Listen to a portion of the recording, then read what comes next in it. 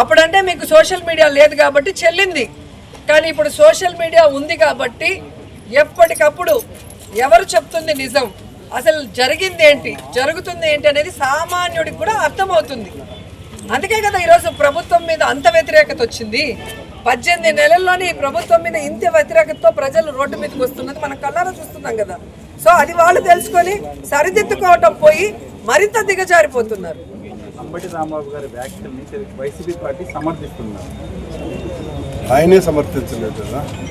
పిల్లిని రూమ్ లో వేసి కొడితే అది కూడా పులి అవుతుందా కాదా? సో ఆయన బండి మీదకి ఆడవాళ్ళు వచ్చి బూతులు మాట్లాడి దాడి చేసినప్పుడు ఆయన ఆవేశంతో మాట్లాడారు.